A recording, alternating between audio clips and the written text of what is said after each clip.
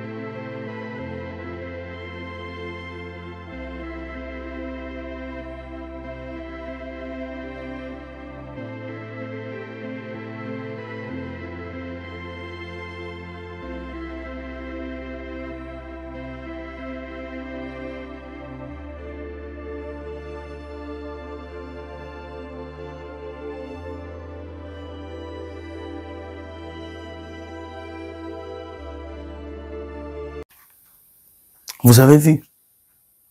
Quelle est la différence entre le prêtre qui balance l'eau bénite à l'église et ce pasteur qui vous balance l'huile sur la figure?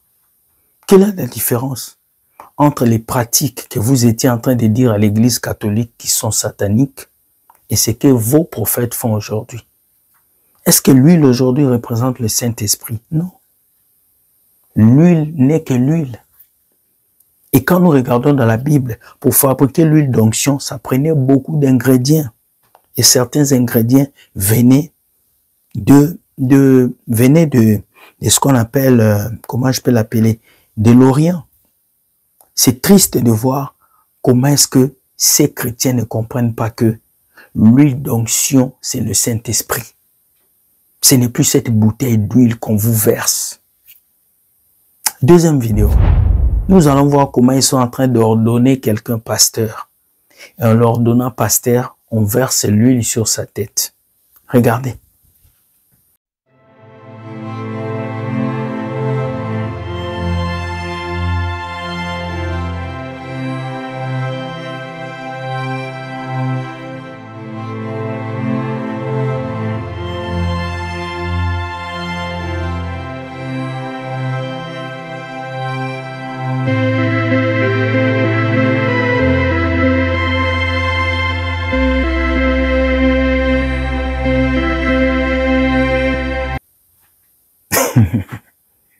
D'où vient cette idée qu'on doit ordonner quelqu'un pasteur par les humains?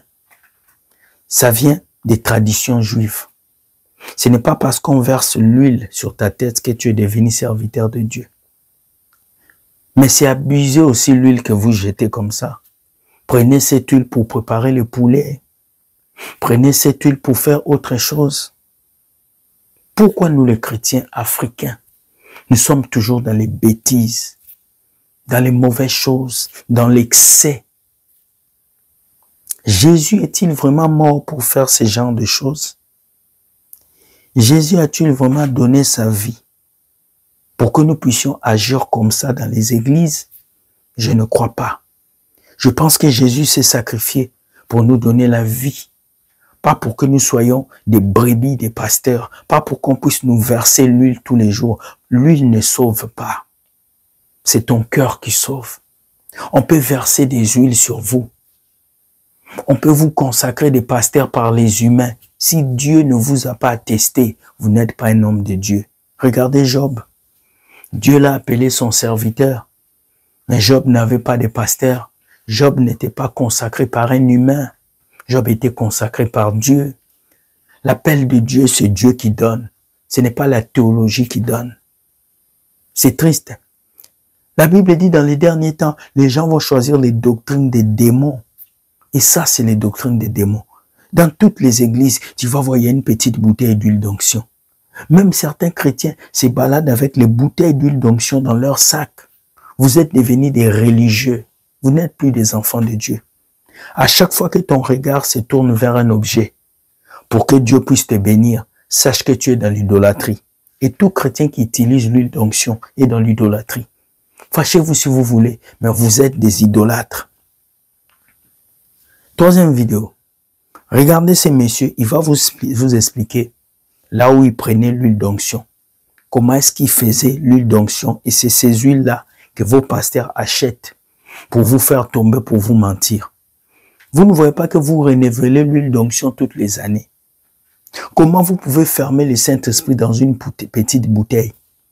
Et comment est-ce que l'onction du Saint-Esprit doit être renouvelée avec l'argent que vous payez pour acheter l'huile?